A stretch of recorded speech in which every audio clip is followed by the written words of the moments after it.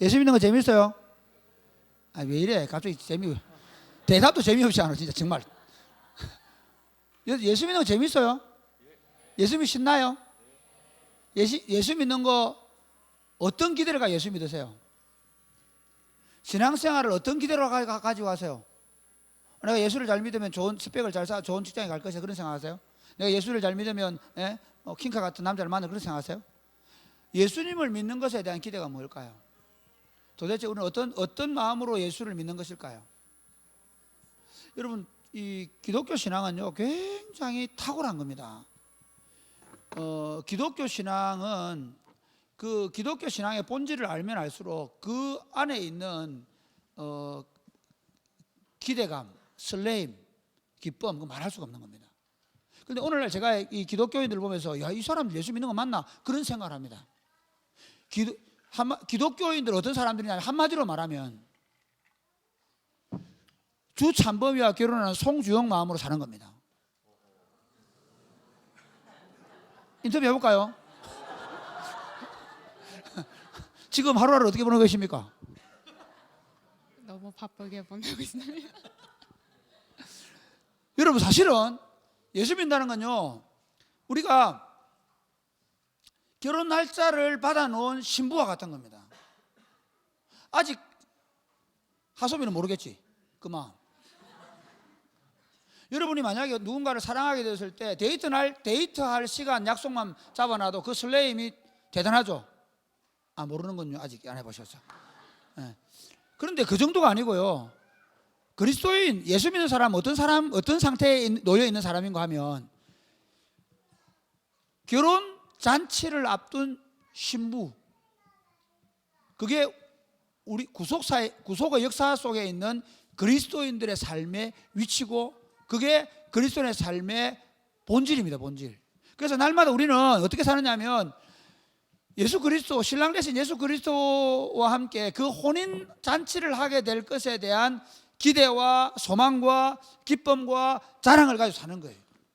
여러분, 만약에 결혼 날짜를 받아놓은 신부가 자기 좋아하는 자기 친구들한테 결혼 날짜 숨기는 거 보셨습니까? 결혼할 신랑을 부끄러워하는 거 보셨습니까? 결혼할 신랑을 놔두고 다른 남자 만나러 돌아다니는 그런 미친 여자를 보셨습니까?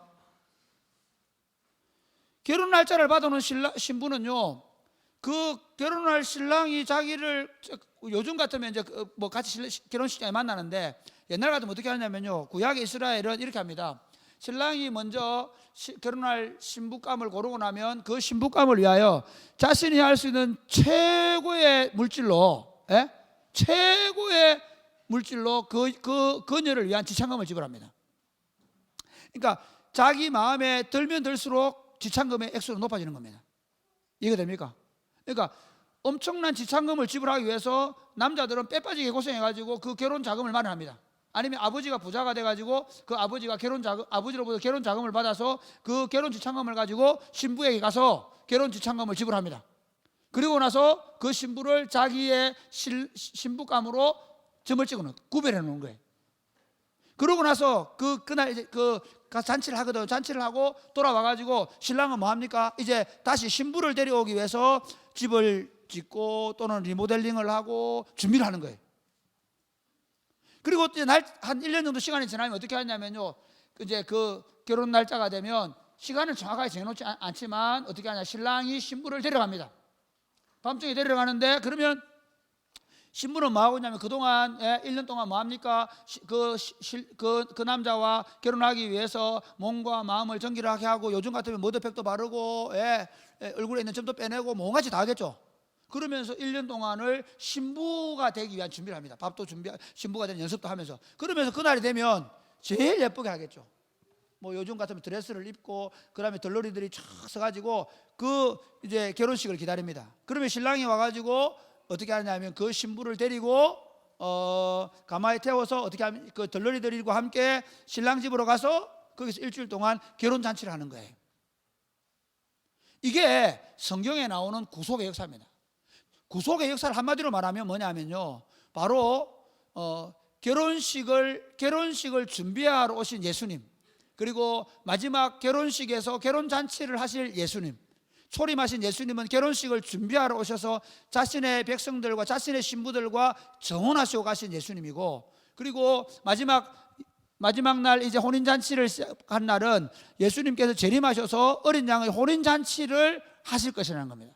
그 사이에 있는 오늘 우리들은 예수님으로부터 선택함을 받은 거룩한 신부가 되는 것입니다. 그 거룩한 신부들은 이제 다른 남자, 다른 세상 사랑하지 않고 예수님만 바라보면서 예수님이 낮에나 밤에나 나를 언제 데려올 것인가, 그 날을 기다리면서 그 날을 기다리면서 점도 없고 험도 없이, 이 말이 무슨 말이냐면 순결한 신부로서 그 신랑 되신 예수님 앞에 정말 순결하고 깨끗한 신부로 주님 앞에 서기 위해서 준비하는 삶이 오늘 이 땅에 살아가는 그리스도인의 삶인 줄 믿으시기를 바랍니다. 할렐루야. 예수님께서 아이고 고개만 끄덕끄덕 하면 저 잠이 온단 말이에요. 할렐루야. 아멘 해주시기 바랍니다. 지금 문도 좀 열어주세요. 깝깝해. 2부 예배 시간 할 때 많이 졸더라고.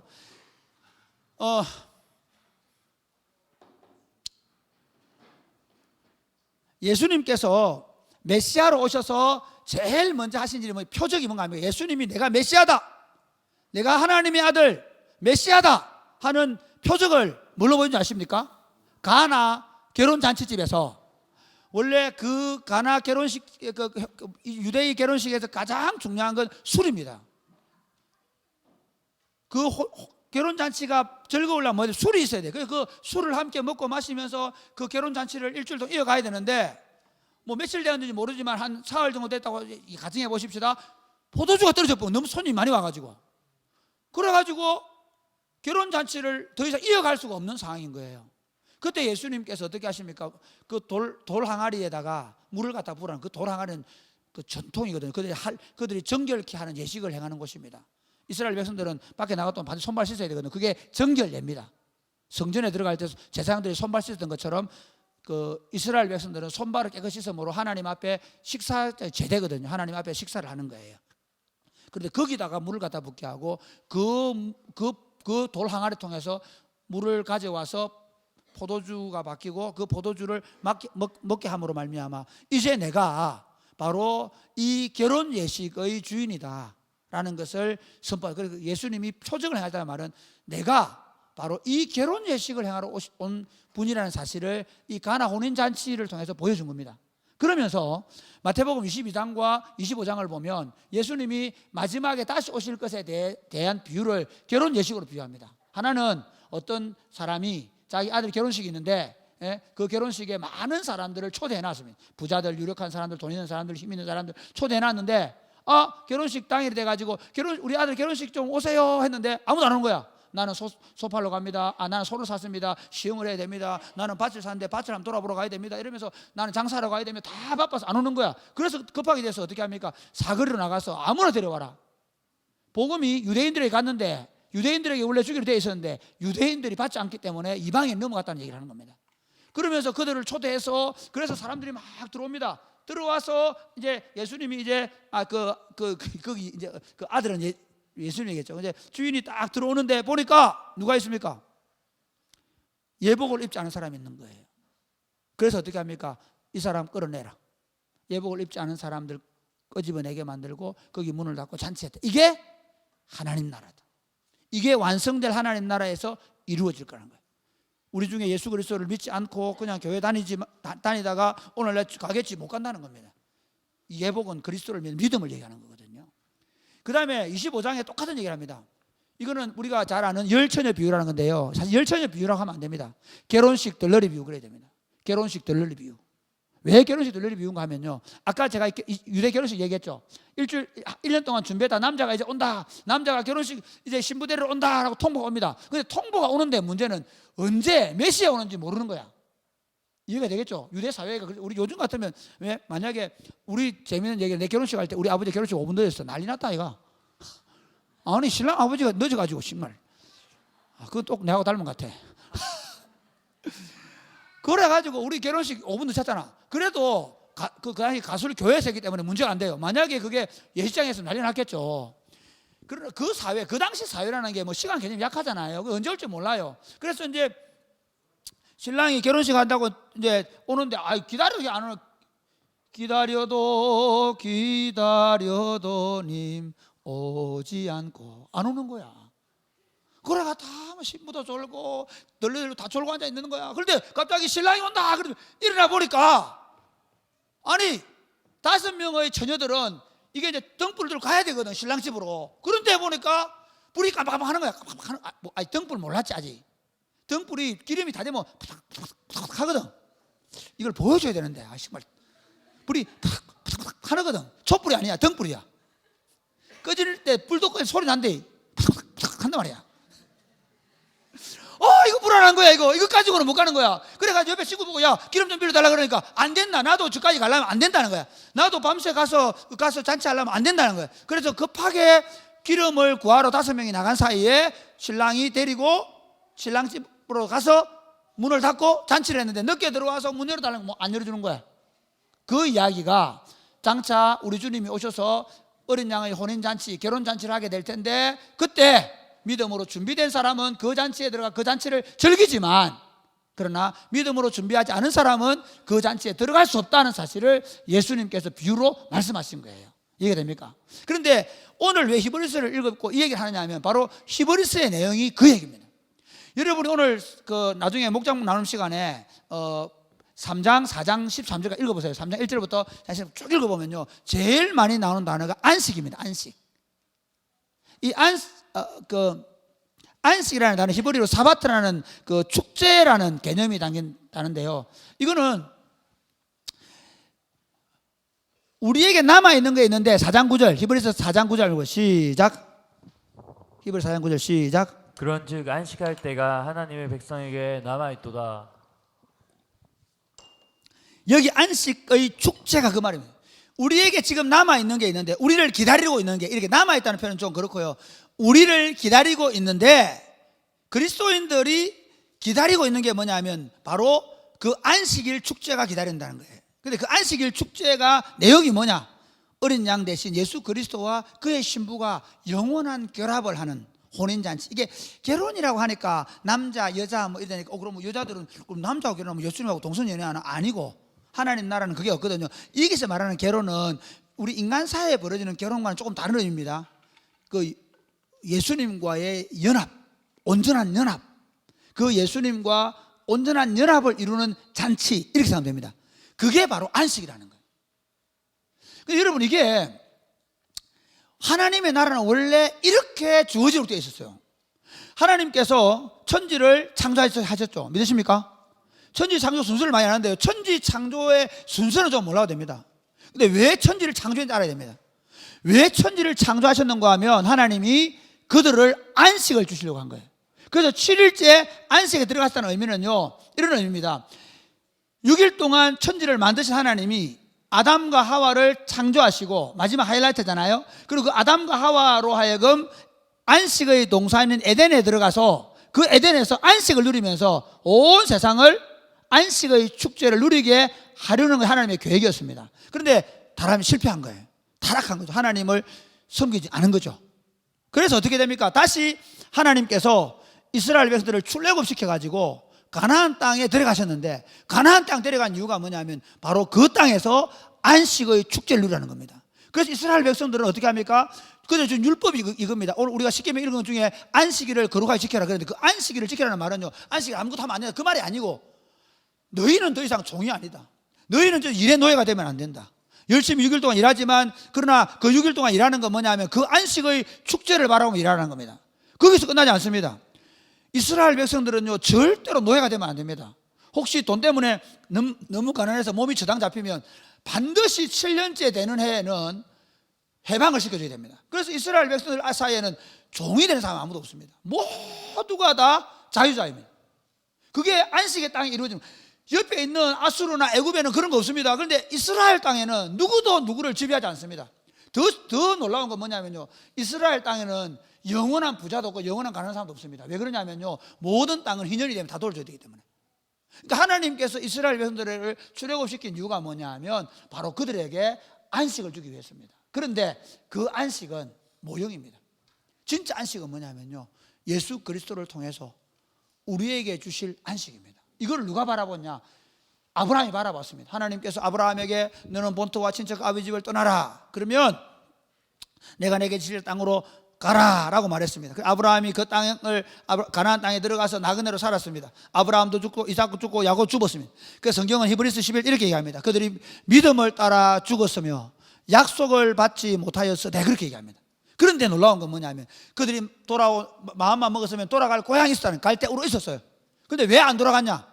더 나은 본향을 사모하기 때문이다.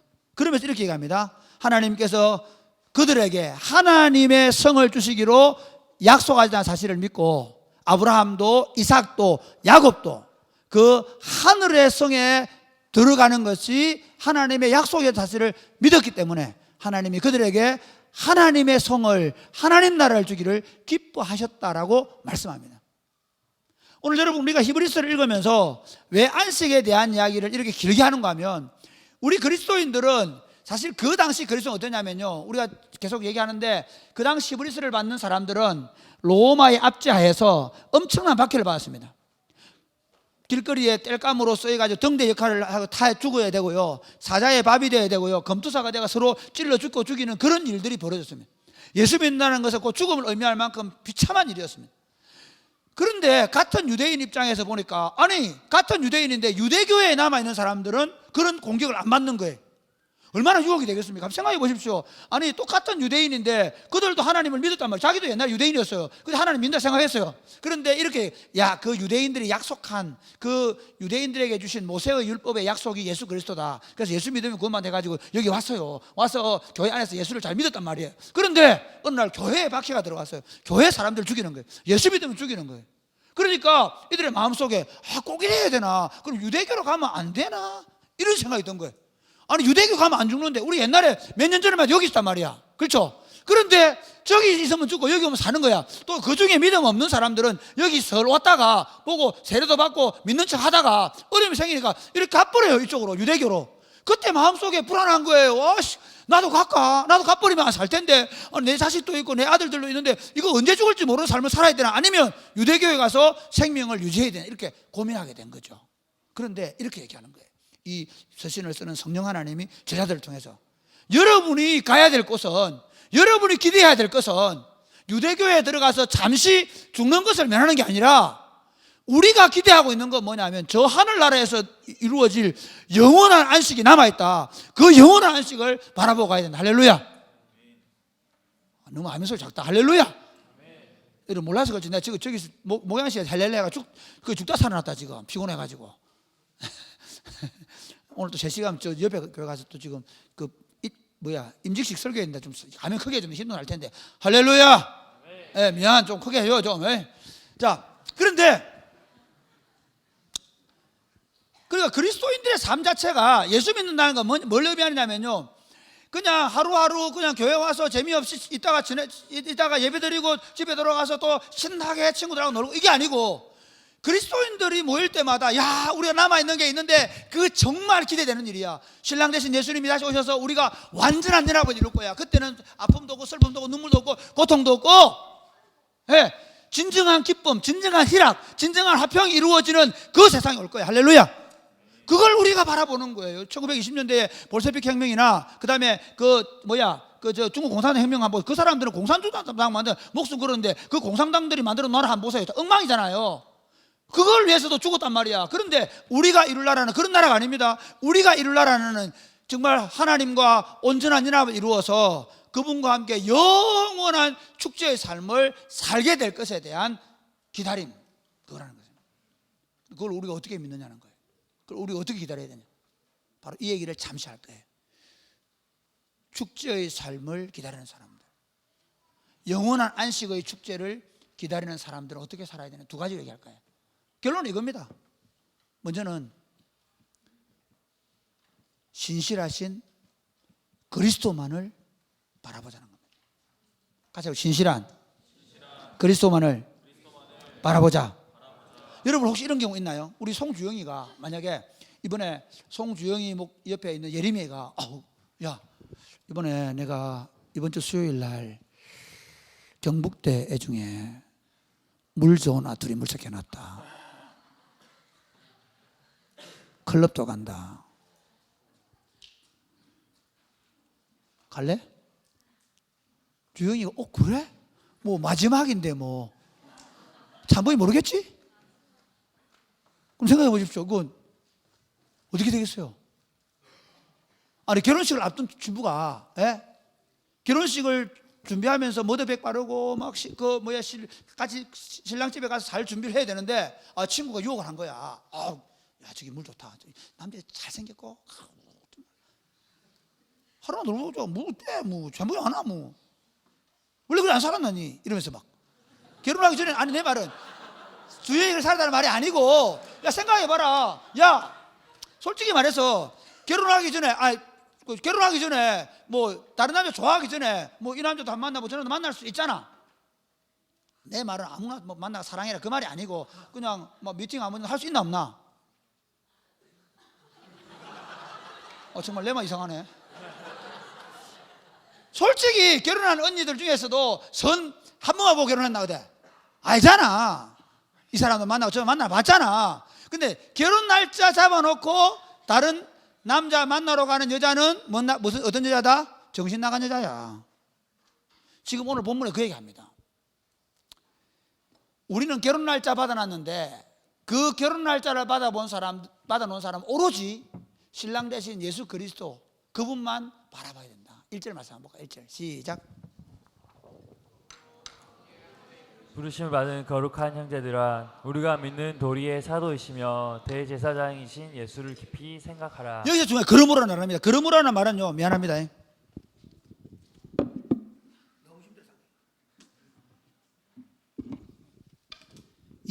이 장의 내용인데, 이 장의 내용은 뭐냐면 예수님께서 우리에게 우리로 하여금 하나님의 자녀가 되게 하기 위해서 어떻게 했다고 합니까?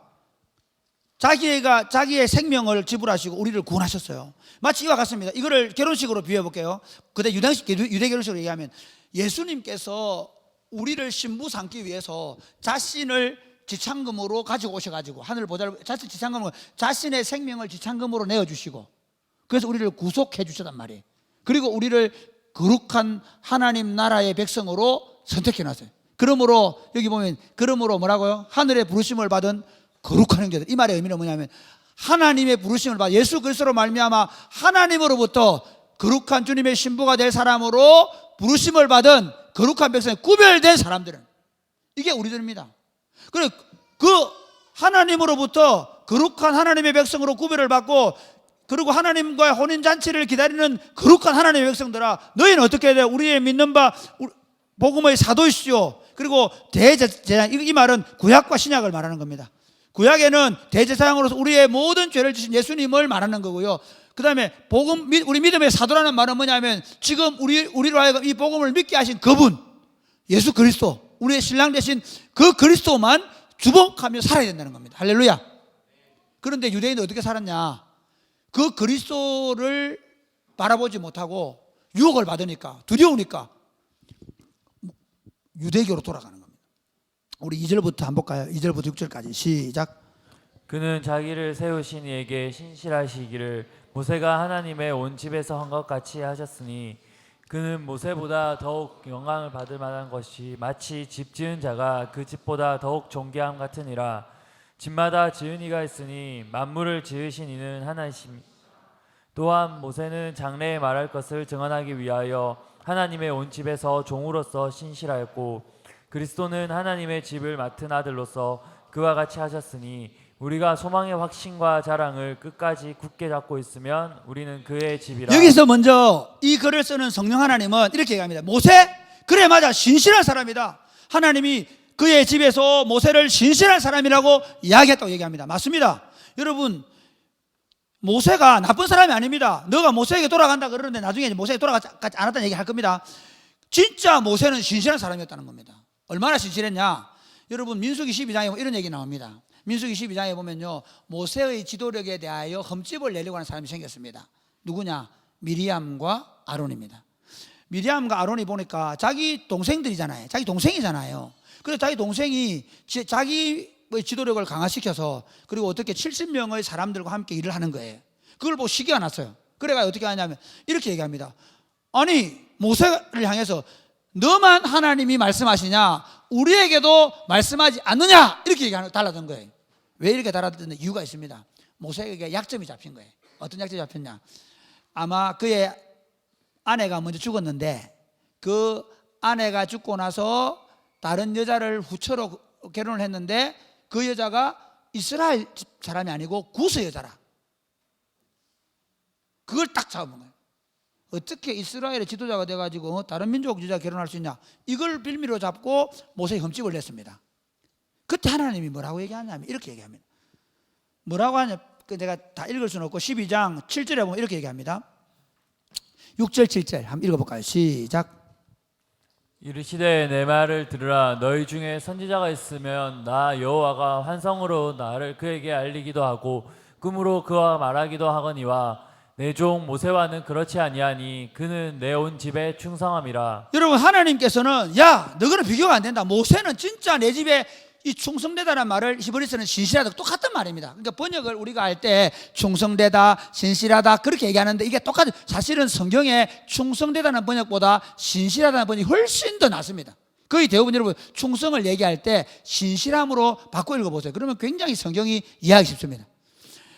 진짜 하나님의 집에 신실한 일꾼이 누구냐? 모세다. 맞다. 그게 지금 히브리서 기자도 그렇게 말해요. 그런데 이렇게 얘기합니다. 너희가 그렇게 신실하다고 말하는 그 신실한 종 모세는 어떤 집 위에 있냐? 예수님하고 비교하면 딱 두 가지를 얘기해요. 모세는 그 하나님의 집으로서 신실했지만 그 집을 지은 분은 예수님입니다. 그러니까 창조주와 피조물이라는 거예요. 그 모세를 집으로 비교하면서 모세는 하나님의 집안 사람 이렇게 할 수 있습니다. 하나님의 집안 사람으로서 수고했지만 그 집을 세우신 분이 누구냐? 그 집을 만든 분이 누구냐? 누구라고요? 예수님이라는 거예요. 그 다음에 이렇게 얘기합니다. 모세는 그 하나님의 집에서 종으로 신실했지만 진짜 신실한 거 맞다. 정말 대단한 사람이다. 하나님이 인정해 줄 만큼 충성스러운 사람이다. 그런데 모세는 종으로 충성했고 예수님은 아들로 충성했다. 그런데 이렇게 얘기하죠. 오늘 우리 읽은 본문에 보면 장래에 일어날 것에 대하여 모세가 그렇게 수고한 이유가 뭐냐? 바로 장래에 오셔서 우리를 구속하셔서 우리의 신랑이 되신 예수 그리스도의 그 일을 위하여 그가 신실하게 일했다. 그런데 그 장래에 나타나실 분이신 예수님이 오셔서 하나님의 나라를 우리에게 열어주셨는데 너희가 어디로 가겠느냐는 거예요. 여러분, 신실함은 두 가지 면에서 볼 수 있어요. 하나는 뭐냐면요, 우리가 약속을 정확하게 지키는 거예요. 그래서 약속 잘 지키는 사람, 여러분 우리 자매들 약속 잘 지키는 사람 좋아하시기 바랍니다. 제가 참고로 약속을 시간 약속을 늦게 좀 지키면 우리 집사람한테 늘 평생 시달려요. 정말 나는 신랑 될 자격이 없는 것 같아. 포기할까 해서 그냥. 내가 오늘도 8시 10분에 올게 하고 8시 15분에 와가지고 죽는 줄 알았다. 우리 정말 사는 게 아니다. 약속, 참 진실하면 약속을 잘 지켜내는 건 맞아요. 그런데 그 약속을 잘 지키는 예수님이 어떻게 하냐면요, 하나님 약속하신 대로 이 땅에 오셨고요. 그러니까 우리는 사실 신실하기 어렵습니다. 그렇잖아요. 근데 예수님은 그가 말씀하신 대로 이 땅에 태어나시고, 그가 말씀하신 십자가에 죽으시고, 그가 말씀하신 대로 부활하셔서, 그가 말씀하신 하늘에 올라가신 믿으시기를 바랍니다. 할렐루야. 그 정도가 아닙니다. 두 번째, 그의 충성스러움, 신실함은 값으로 지불되는 걸 보면 알아요. 내가 그 사람에게 대해서 그 사람에 대한 신실성을 뭘로 지불해요? 값으로 지불하잖아요. 그러니까 여러분 왜 결혼식 할 때 반지, 보석을 끼웁니까? 그렇죠. 내가 당신을 그만큼 귀하게 생각한다는 거잖아요. 왜 지참금을 그렇게 많이 주겠습니까? 내가 당신을 위해서라면 내 전부를 주겠다는 말이죠. 예수님이 그렇게 신실하셨어요. 우리를 위하여 자신의 전부를 주시는 신실함으로 우리의 신랑이 되시는 믿으시기를 바랍니다. 성경이 이렇게 얘기합니다. 자기 아들을 우리를 위하여 주신 분이 우리에게 무엇을 아끼겠나 얘기합니다. 그것을 좀 더 예수님 입장에서 보면 자기를 우리를 위하여 하늘 보좌를 버리시고 이 땅에 오셔서 자기를 전부를 주신 분이 우리가 지금 어떤 형편에 있든지 어떤 환경에 있든지 우리에 대한 약속을 지키지 않겠느냐.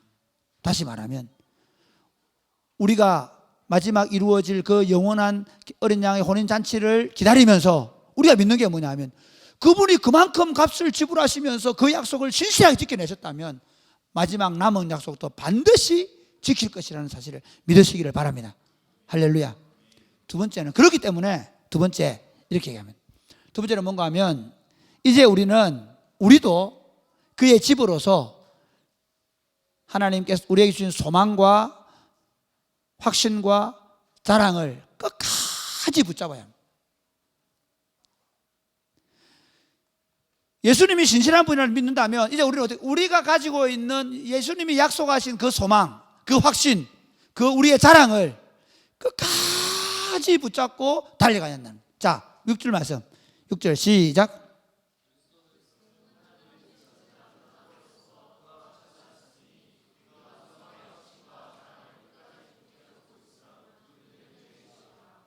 한번 올려봐. 그게 마이크를. 예. 마이크 여기 껐어요? 앞에 꺼져 있다고? 안 꺼져 있다는데? 그냥 됐다.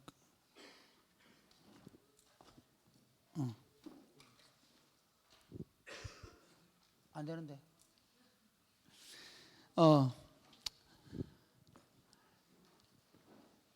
그냥 앉아 보세요. 그냥 앉아 있어요.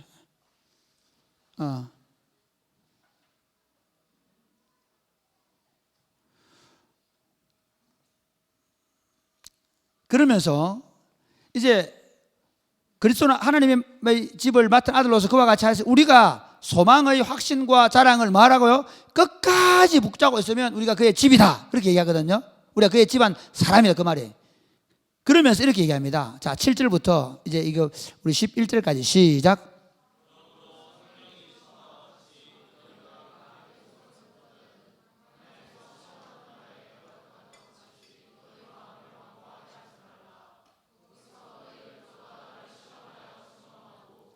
동안 나의 행사를 보았느니라. 그러므로 내가 항상 그들이 항상 마음이 미혹되어 내 길을 알지 못하는도다 하였고 내가 노하여 맹세한 바와 같이 그들은 내 안식에 들어오지 못하리라 하였다 하였느니라. 여기 보면 이렇게 얘기합니다. 이제 이걸 어떻게 비유하는가 하면요. 자, 그러면 너희가 모세에게 돌아간다 그러는데 한번 보자. 모세가 이스라엘 백성들을 데려올 때 출애굽시킬 때 어떻게 출애굽시키는가 하면 하나님의 계획은 이겁니다. 아까 말한 대로 가나안 땅에 데려가서 거기서 안식을 누리게 하는 거예요. 그렇죠? 예, 그 얘기를 이제 계속합니다. 오늘 더 이상 성경이 안 읽습니다. 지금 4장 계속 읽어보면 그 얘기합니다.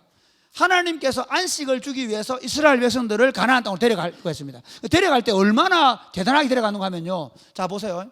하나님이 그 자기의 그 약속을 확신시키기 위해서 애굽 나라가 그 당시 제국이었습니다.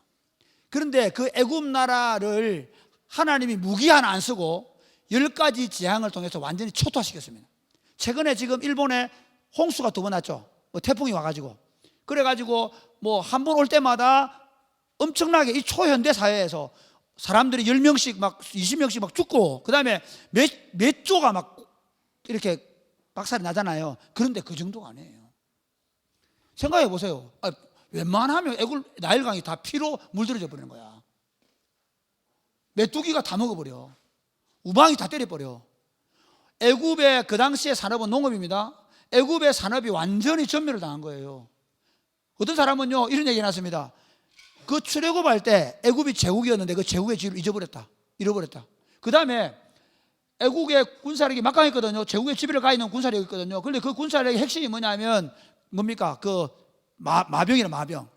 그런데 그 병거들을 최고의 요즘 말하면 탱커 중에 최고의 탱커를 가지고 있는 나라였는데 그 탱커들을 다 어디다? 홍해 바다에 수장시켜버렸어요. 하나님이 왜 그렇게 하신 줄 알아요? 하나님이 이스라엘 애굽 사람 미워서 그렇게 했겠어요? 아닙니다. 하도 우리 믿음이 없으니까 하나님께서 이 사람들을 데리고 가나안 땅에 집어넣으려고 하는데 이 데려가는 사람들이 하나님의 믿음이 없어요. 하나님이 얼마나 능력 있는 분인가를 보여주기 위해서 10가지 재앙을 한 거야.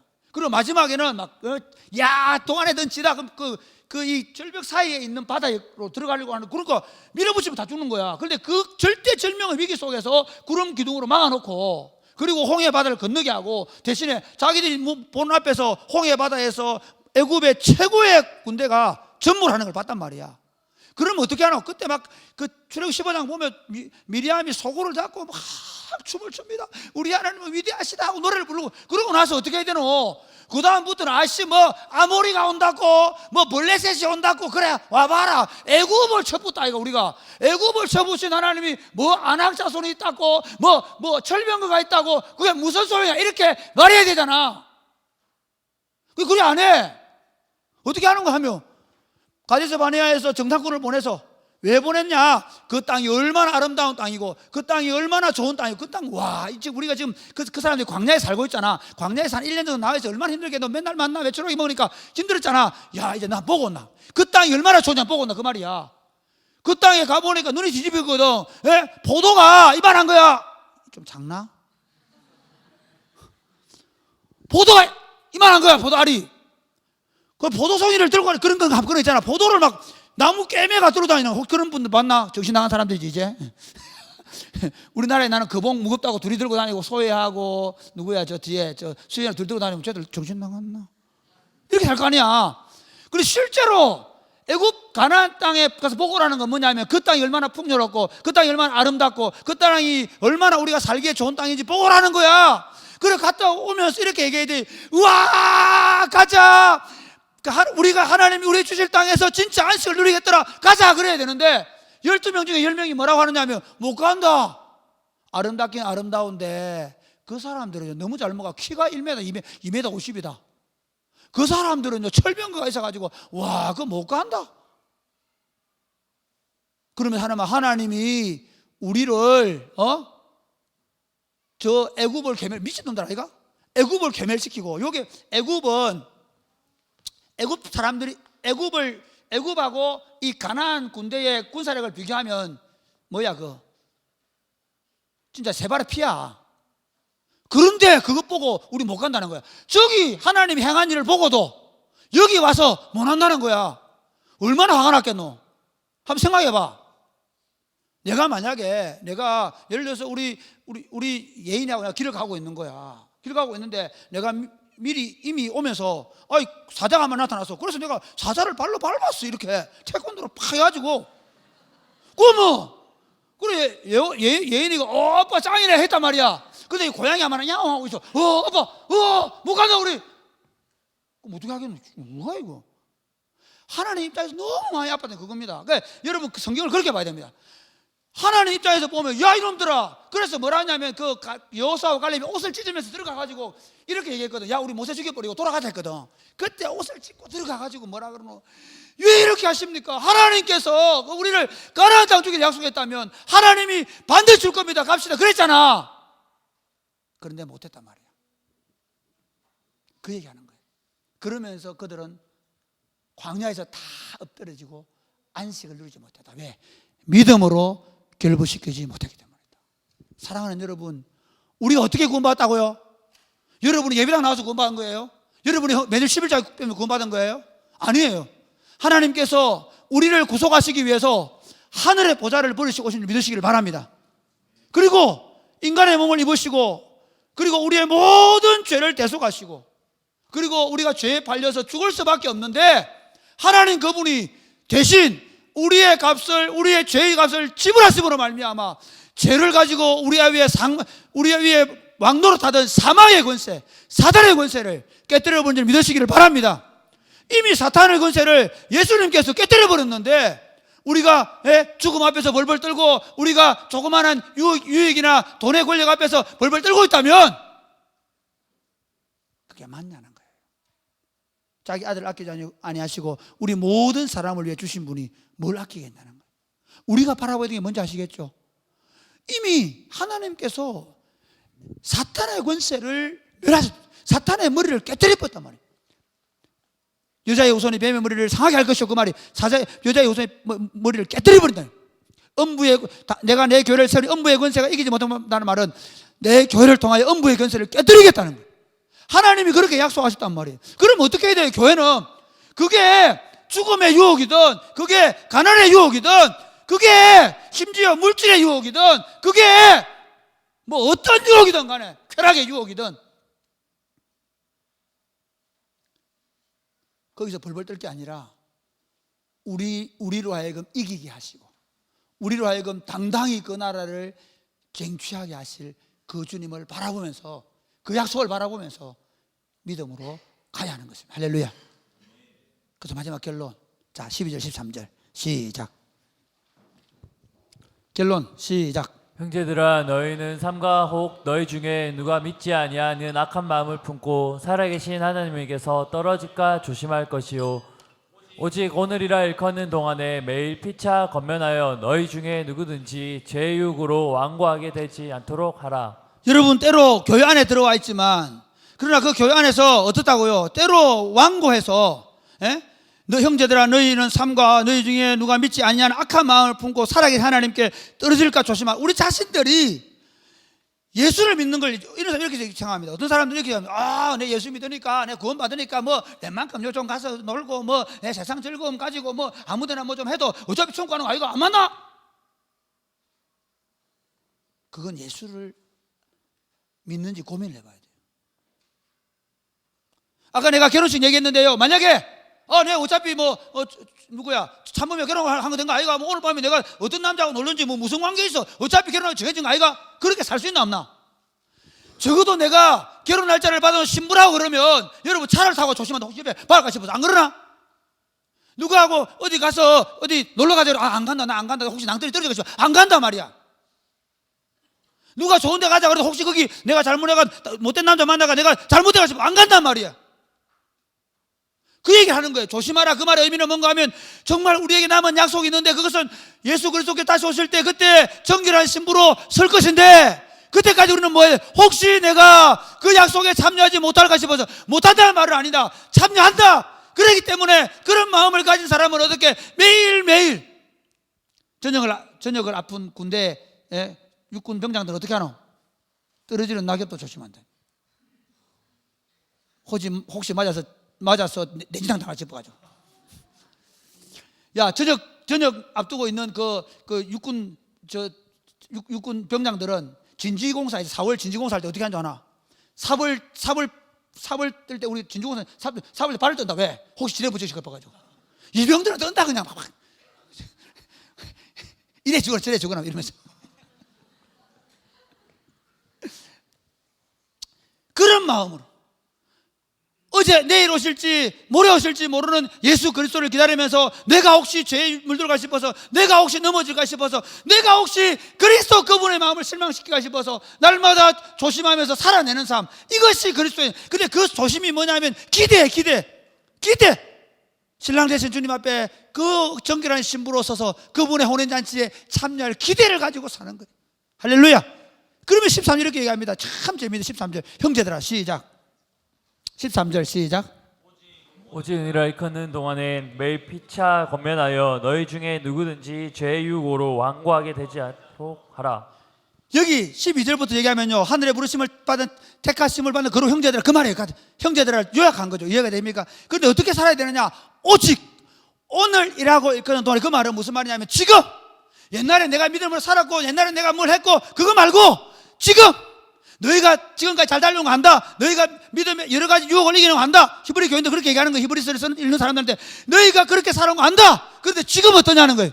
지금 오늘이라고 일컫는 동안에 뭐라고요? 매일 피차 권면하여. 교회가 뭐 하는 곳이냐? 교회가 어떻게 하면 더 잘 살고 어떻게 하면 스펙 쌓고 어떻게 하면 성공하고 그거 가르치는 곳이 아니고, 교회가 뭐 하는 곳이냐? 세상의 유혹, 정욕의 유혹, 세상의 탐심의 유혹, 그 유혹에 들어서 그쪽으로 세상으로 가고 싶어하고 세상을 사랑하고 싶어하고 또한 반대로 얘기해서 낙심하고 좌절해가지고 더 이상 예수를 못 따라가는 사람들을 향하여 매일같이 권면하고 매일같이 어떻게 하면 그리스도를 더 따르는지, 어떻게 하면 더 주님을 사랑할 수 있는지를 보여주고 격려하는 공동체가 교회인들 믿으시기를 바랍니다. 할렐루야. 옆에 한번 봐라. 얼굴 한번 봐줘라. 보통 산 게 아니다. 사실은 어른들만 뭐 어렵냐? 사실은 여러분 주말마다 친구들끼리 술 먹으러 다니고 온갖 일들이 벌어지는데 여러분들이 그 속에서 우리 자매들은 온갖 유혹들이 많은 속에서 내가 주님의 정결한 신부로 살기 위해서 연애도 못하고 이렇게 참 초라한 나날을 보내는 우리 자신의 약함이 있는데, 그럼에도 불구하고 여러분 알아야 되는 게, 그러면서 얼굴을 보면서 그래 우리가 2년만 더 견디자 그러면 드디어 3말 4초가 온다 는 정도가 아니라, 우리 주님이 다시 오시면 우리가 그 앞에 정결한 신부가 될 것이다. 우리가 정말 주님 앞에서 그렇게 믿음으로 살아온 것에 대하여 착하고 충성된 영에 칭찬받게 될 것이다. 서로 그걸 격려하고 위로하면서 하나님 나라를 세워가는 공동체가 교회 공동체입니다. 여러분 목장으로 모여서 그냥 모여가 지난 한 주간 뭐 했나고 그렇게 하지 말고, 날마다 하나님의 말씀 오늘 모여서 공부하면서 그래 우리는 다른 사람이야, 족속이 달라, 우리는 하늘의 부르심을 받은 택하신 거룩한 하나님의 백성들이다. 서로 격려하고 위로하면서 하늘나라를 누리고 세워가는 주의 백성들 되시기를 주님의 이름 축복합니다. 아멘.